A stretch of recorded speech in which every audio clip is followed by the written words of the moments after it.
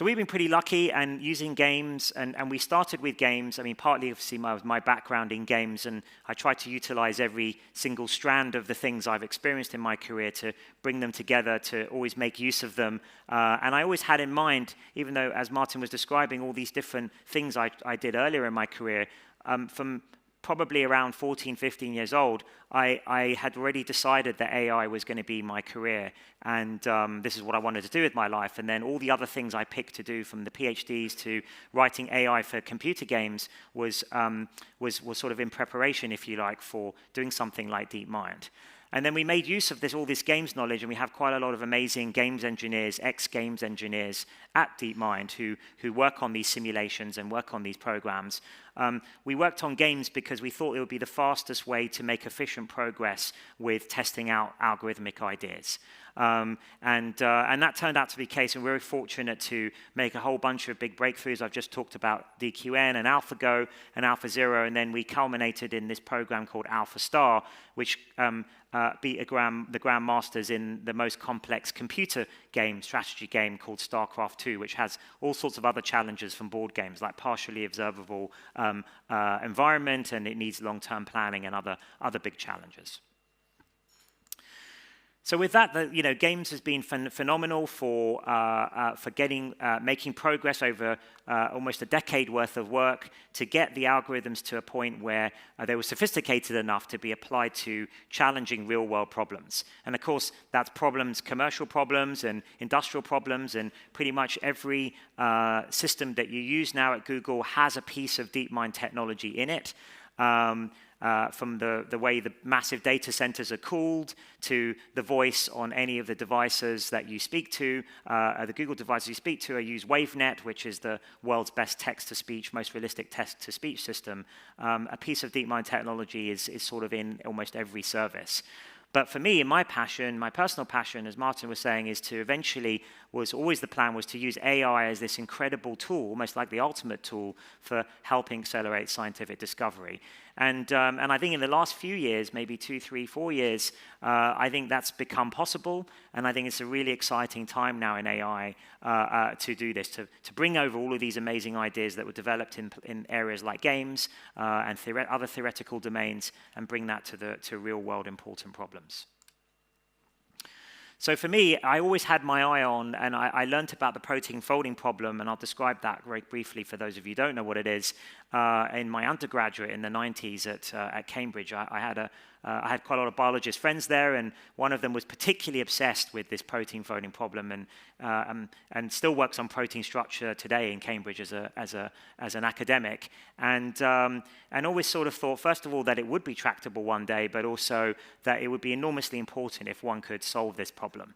And I've always loved this problem. I've always thought I've sort of filed it away in the back recesses of my mind as one day to come back to as we progressed with AI, because I thought it would be very suitable for AI for a number of reasons. So the protein folding problem is quite simple to explain. Proteins, for those who don't know, obviously the workhorses of biology. They're essential to all life. Everything in your body is pretty much supported by proteins. And of course, we'd like to know their function. And their function is partially specified by their 3D structure.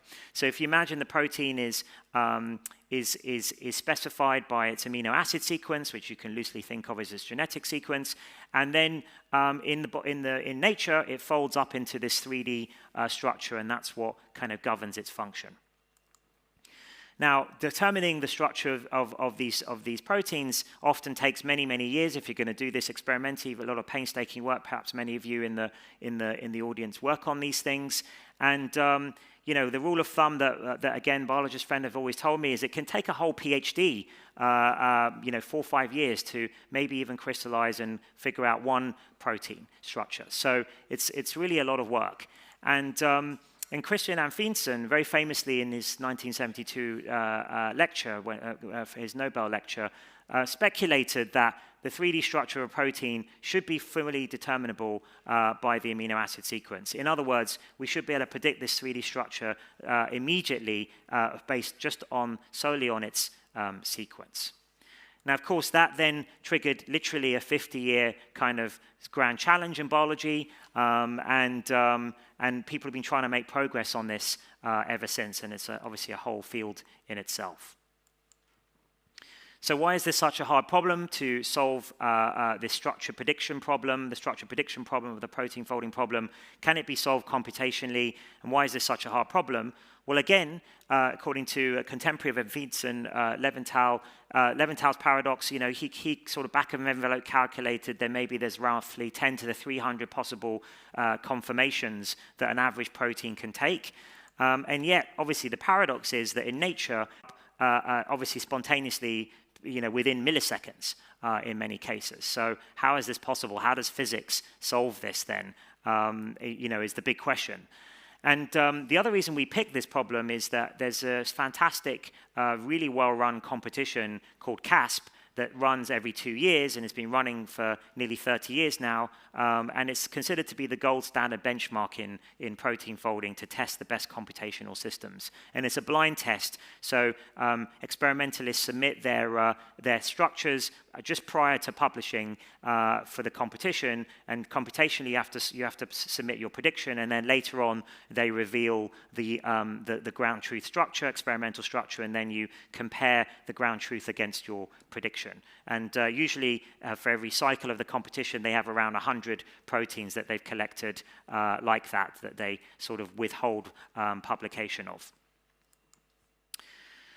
So AlphaFold 2, as many of you know now, did achieve atomic accuracy. So this is accuracy of the computational prediction to within the width of an atom, which is what we were told was the tolerance for it to be useful for real-world biology and chemistry. And we achieved this accuracy at CASP 14, the 14th edition of CASP in November 2020.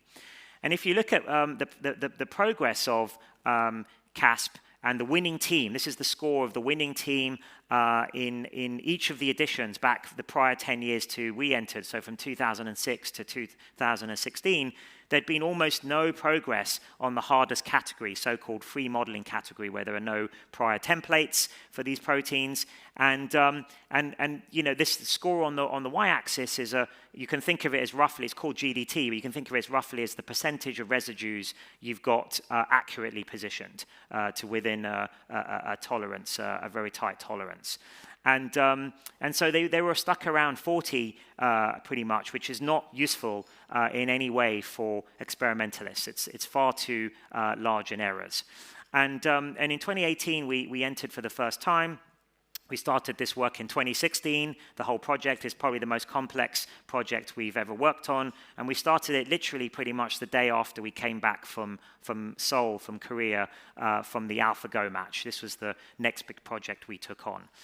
And AlphaFold 1, we entered into CAS 13, and for the first time ever, we sort of entered a system that had cutting-edge machine learning at the core of the system for the first time. And it improved accuracy immediately from the previous sort of winning scores by around 50%, as you can see here. And then we totally re-architected AlphaFold 2 with a whole bunch of new innovations and taking the learnings from AlphaFold 1, and then that finally reached atomic accuracy, which led the organizers of CASP to declare that the problem had been, in inverted commas, solved. So how does this look? Well, AlphaFold takes many iterative steps towards solving a protein structure, and you can see this enormously complex protein on the left here. It's just one example of one of the structures that AlphaFold predicted, and you can see the ground truth in green, and in blue is the prediction. And you can see on the right-hand side how the different iterative steps AlphaFold sort of settles on a final prediction of the structure. And it's still amazing to me when I watch these things and see the complexity of and the beautifulness actually of proteins. How this can be computationally predicted is still pretty astounding to me.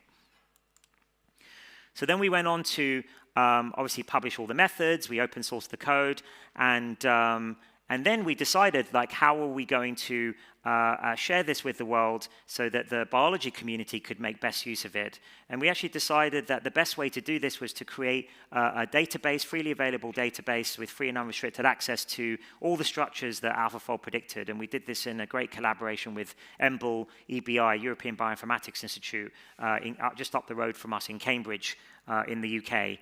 And normally when you do these types of systems, you set up a server and then people submit, experimentalists submit their structure they're interested in, their sequence they're interested in, and then you predict a structure and you send it back maybe a few days later. That's the normal way people used to do, used to provide access to these systems.